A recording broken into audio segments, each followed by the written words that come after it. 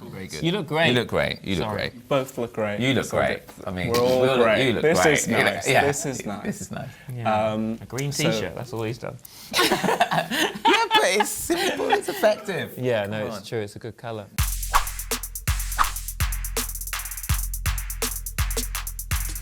Hi, I'm Luke Morgan-Britton, and you're watching NME, and we're here today with Simon Amstell and James Righton. How are you both? We're very good. Very good. Yes. Thank you. Yeah. It's good we checked with each other. Each question. Yeah. Yes. Are we good? Yeah. As a collective, you're good. Collectively, we're great. Individually, maybe not so knows, much, but- but together, Oh, you're doing yeah. great. Yeah. Right Individually now, less. in this moment, we are good. So we're here to talk about Benjamin, new feature film that Simon, you wrote and directed, and James, you worked on the soundtrack for. So when did the idea for Benjamin come about? Simon, have you always kind of wanted to write and direct films, or is this a more recent kind of desire? I think I just ended up writing something that was long, and I started writing down scenes from various relationships I'd been in my 20s, and I didn't know when I was writing it, but it turned out to be this film about a character, because Benjamin isn't totally me. Yeah. Is that your phone? That was my phone. It's very awkward.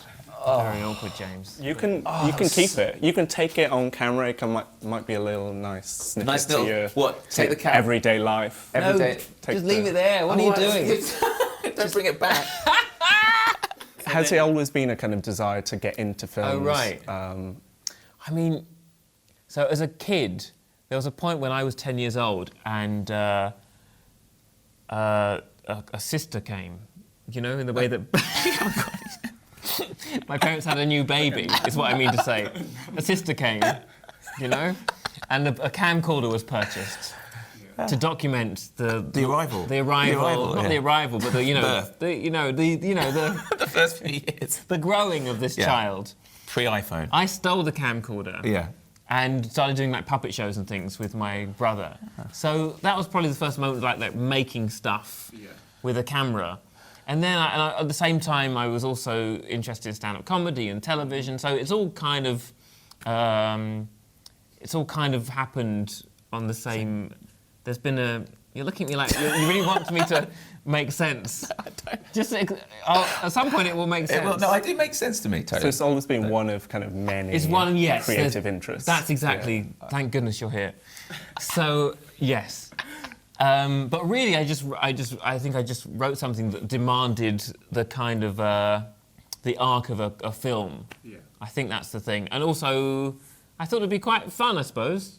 Did I think it'd be fun? Yeah. Yeah, I thought it'd be Did fun. it end up being fun? Yeah, it was fun. Yeah. The writing is lonely. Yeah. The edit is upsetting, but the shoot is really fun. Yeah. How was kind of working on a film different too? Because you've done like Carnage, but that was less kind of, you know, feature filmy, and Grandma's House as a TV show. Yeah. Like, was it different, the kind of process? Well, so with Carnage, I knew that because it was this mockumentary where we're using a lot of archive as well as getting these brilliant performances from people like Lindsay Duncan and Linda Bassett and Martin Freeman, I knew that even if I didn't get what I needed, I could cut to some goats and a bit of voiceover. Yeah. With Benjamin, I thought I've really got to get, every day, I have to get the scene because there's not enough money to go and do anything again. Yeah. And but I felt like I knew how to do it by then. I'd done Carnage. We made a short film together. Yep. I directed a music video for James, and I felt like, and I'd read some books. And Been on set? Yeah, also the way one of the first moments we met, I think it was the second time we met was in New York City. You can talk if you want. No. I think I'm on a roll. No, you are. Keep going. It's good. Do you have an Enemy Award? Yeah, my ex-bandmate has. What was it for? Best live album, best triple album. I don't know, best album. So but funny. we met. Let me tell you. So we met on set in New York. This interview, we can edit it, can't we? I don't know. Maybe it's better like this. Oh, yeah, just let it We're roll. kind of going through all my questions at once. So we met on. Simon was in New York doing a comedy show, and our friend Emily Oh yeah, This Emily. is it. It was starting to remember now. This is So interesting that it was Emily. It doesn't matter. You don't know who Emily is, but our friend. She's lovely. can She research. I think she put us in touch and said go to his comedy show in New York. Yeah. So we went and loved it. And then afterwards, Simon said, "Can I come along to the film set which my wife was filming at the time?" And it was the first film set that I'd been on. And I wanted to go because I thought I want to direct films. Let's see if this is going to be as tricky as I imagine it is. I got there, I heard some of the worst dialogue I'd ever heard said out loud by actors. The director apparently was hated by everyone on the set. And I thought, I think I can do better than this. I think I can write something better, and I think I can get on with people. So going back a bit, you said kind of Benjamin was based on kind of your own experiences, and it's natural for people to kind of compare the character to yourself, but how would you say you differ? You say it's only kind of semi-based upon you? I think he's me about 20... Well, he's me in my 20s, before I got better. Okay. And so he's suffering from loneliness, anxiety, depression, and I'm basically all right now. Yeah. And he has a terror of intimacy. He's seeking love from an audience because he doesn't really know anything other than making himself appear very special in order that he can be loved by strangers. That's all he knows. I'm now in a relationship. It's been about 7 years. We're quite intimate with each other. Yeah. So I'm sort of all right now. I get anxious in interviews. Yeah. But basically in my life... That's natural, though. That's natural. That's natural. It's natural. Yeah. It's interesting because in the film, Benjamin at one point says, I want to do something that hasn't come out of my own pain. And you kind of saying this as being like semi-autobiographical. It's kind of interesting in that, do you feel like you can, or it's more cathartic or more freeing to write about your own life, but have another actor play it? Yeah, it was a real relief meeting Colin Morgan, who plays Benjamin, because he came in and he was so just naturally funny. Didn't seem like he was trying to be funny, which always stinks. And he was someone who made me care for him. I thought I can follow this guy over an hour and a half and just be with him and laugh with him and care. And and it meant that I could just focus on the directing. Which I'd really just enjoyed with Carnage, I think. I liked working with the actors, but not necessarily being in front of the camera with them. It was just nice to just be able to just, having done a bit of acting, I felt like I knew the problems and the insecurities that actors have, so I was available to go in and help when required. Yeah. And would you say this kind of like stepping behind the camera, like you say, the whole thing is he seeks approval from his audience. Does this kind of stepping away from the limelight a bit and behind the camera, do you think that has gained this for you? It's definitely easier to, like if your spiritual journey is overcoming ego, overcoming the self and getting somewhere, at least more balanced, somewhere more peaceful, then, right now, I'd be happier not in front of these cameras. Thank you for coming. Yeah. But it's because you just start thinking about, you naturally start thinking about, I wonder how I look, I wonder how I'm coming across. All these things, just like, they're so annoying, all these noises. And if you're behind the camera, they're not there. You get to the set in the morning, you may not have shaved. You may not be wearing a nice jumper. Today I had to wear a nice jumper. Yeah. Because you're starting to worry about what people will think about. Yeah, you've got a corduroy suit. You didn't get the email about dress? So you were talking about how you first met. Were you fans of each other's work prior? Because it's strange. I read in an interview recently that, you've only recently become close friends, and that's strange because you kind of came through in the same era. Yeah. Were you fans? And I don't know if I can say this kind of. Well, not Simon, but never mind the Buzzcocks asked me to be on the show, and I turned them down because I was absolutely terrified of Simon. Yeah.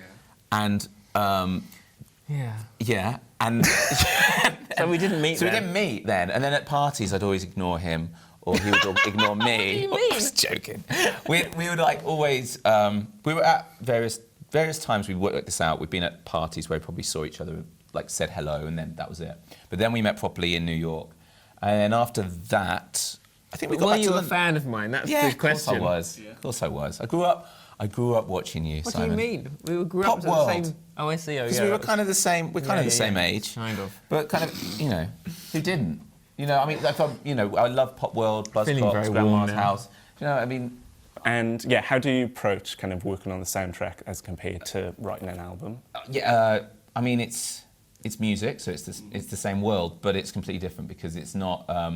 I realised it was obviously a hugely collaborative process between Simon, there's the editors, the directors. There's about 1 million people involved in. Well, not 1 million in this film. It's about 60. About 60 people about 60 involved. People, 60 people involved, but who are all really, really important to the film. But I just kind of early on realised that I've just got to somehow create a musical language for the film that works, that doesn't get in the way of the dialogue, which I thought was brilliant, and that doesn't, that just suits it. And it kind of, it was a totally new learning process for me because I'd never done this before. I'd done music for a short that Simon had made before, but I'd never made a soundtrack before. So, you know, I just, like most things I've ever done, I said yes, and then start worrying and panicking afterwards. In the film, Mark Kermode makes a cameo and offers a kind of like film within the film critique, where he says, do the thing that you did before, but with less Monk, and people will have to watch the film to get the Monk reference, but both of you are now kind of pursuing different ventures to what kind of made Acclaim come in the first place. Do you ever feel like this is how the public or like fans and critics have treated your careers in the past, where it's just kind of like stick to what you're known for? I think everything seems to just go quite well usually. Like with, you know, that didn't come after Carnage. People were generally very positive about that film, and it made a bit of an impact. And you know, that line hurts Benjamin because he hasn't done anything for 7 years. Yeah. He made this film 7 years ago that was a success, and he says something like, you know, ideally I would have just made that film and died. Yeah. But life just keeps going, and so he had to do something else eventually. And his whole life is, I'm a cool filmmaker guy. That's his whole, all he has is this image of himself. And so when Mark Kermode destroys his life, it really is his life being destroyed. It was life or death, that review. And then we see him spiralling and trying to get his crown back. Going back to what you're saying about the kind of, you know, for I guess, for me, I will always be known as the person who was once in Klaxons, for example, which is, I think there was a period of my life where I was trying to wrestle with that a little bit, where you're kind of like, I want to shake that off. I don't want to be that anymore, that tag. But then I think around the time probably I met Simon about 5-6 years ago, I think us becoming friends actually helped me get over that in some ways, which was a case of like, okay, I'll always be remembered as, that'll probably be, you know, it's what it left a mark, do you know what I mean, culturally. But that shouldn't stop you making things. You should keep going, and you should just, okay, I might never I may never play the Brits again, I may never win whatever, nonsense. But none of that really matters because it's important to just keep making stuff. Keep doing stuff that's interesting and fun, and stop thinking about the exterior things and exterior validation and judgment, which comes a lot, well, similar themes in this film. And that's what makes Benjamin miserable, is that his whole life is about the external validation he thinks he needs. Yeah, and last year you tweeted that you were nearly finishing up on the second Shock Machine album. Is there any update? Yeah, it's done. It's actually going to be a James Righton, me. I'm going to do a solo record. It just made sense because it's a more personal record. So I made it by myself, and then I got guys from Soulwax to mix it. And I'm really happy with it. And it's, got the album cover just now, actually, which is. And you also recently worked on the Arctic Monkeys album, Tranquility Base. How was that? It's such an amazing experience. I mean, I got the call from James Ford saying, do you want to come to France for 3 days and play on the next Monkeys record?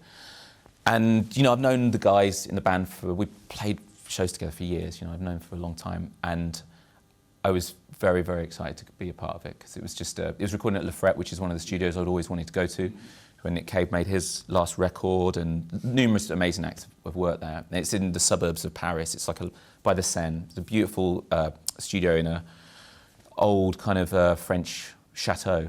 And I remember getting there, and Alex, you know, I was like, I'd not heard anything, and Alex, we went down to the control room, and Alex played, the demos or the songs, and I was just blown away by the songwriting. It was just kind of interesting, weird, and then I had to learn it on, piano and guitar and stuff. And the songs, they're just they're kind of difficult to learn because, skip bars, the chord changes, everything about it was so musical and stuff. That's the kind of stuff I love. It was a challenge. And again, recording all live in a room together. We had 3 takes of every song, and after the third take, because we were recording to tape, all of us in the room would go like, oh, take 2 was the take. And it'd be the one that I fucked up on or something. I'd be like, fuck, take 3 is the one that I did really well. But that pressure, it's not a pressure, but it's a method of recording that I think served the record really well. And I'm just happy to have played a very small part in what I think was probably the best record of last year. I loved it, And also from your Pop World and kind of Buzzcocks days, were there anyone that you kind of like mocked or had awkward kind of on-screen encounters with, like, Preston from Audio Boys stuff that you then later had to encounter in like everyday life? No. That's a yes. That's a yes. No, I don't think I can do it. No, what go there? I don't think I can do it. Sorry. Do you have any kind of regrets about like kind of being too harsh to any certain people? No? Okay. And finally, so Simon, you wrote the lyrics for the soundtrack. Yeah. Is that something you would kind of want to pursue in the future, kind of going into music? Or? Well, I'm with PRS now. He's got a PR. He All is. right. So that's good. It's official, yeah. But I don't know. He's really good. He is really good at it as well. Yeah. It comes very naturally to you. This is the thing. One of the songs we wrote for Benjamin is it's Noah's first song that we see him singing, and I'd been on this kind of intense drama course the weekend before we started writing, and this drama teacher broke everyone down, and the whole thing was to get to your wound. Everyone was crying for 2 days, and I came into James's studio and I was like, I think I've got the song. And it's what's it called? Don't Make Me Go. Don't Make Me Go. Yeah. It's sort of about divorce and like, don't make me go and spend any time with my father. Yeah. And I like it when it just flows out, and that seems to be what happens in your basement. It just sort of comes out. Yeah. It doesn't feel like hard work. Yeah. No. Yeah. I think it's just creativity. It's just about moving, keeping things going, not judging things too soon, not being, wait to edit later. But and it's good working with Simon because it just comes out. It doesn't there's an honesty to his words. There's not trying to be cool or trying to be oblique or trying to hide things from the world. It's very open and honest and real and And that was appropriate for the Noah character yeah. because Benjamin is hiding all the time. Benjamin is defended, but Noah is open, he's free, he's loose. And so he's able to just sort of say these words, these very emotive words. I'd like, who can I write for? I want to write more songs. Well, we'll work together again. Why don't we have a band? Shall we? Let's win an NME award, for God's sake. What, and actually perform? Yeah. You sing? Oh, no, I don't know what I should do. Can you sing? I can try. Okay. We got a band now. We got a band. Come on, It's little happened. Band. Come on, we've got a stage. Let's go. The world is always there. Yeah. Cool. Well, thanks so much for speaking to us. And Thank you. thanks for watching Enemy.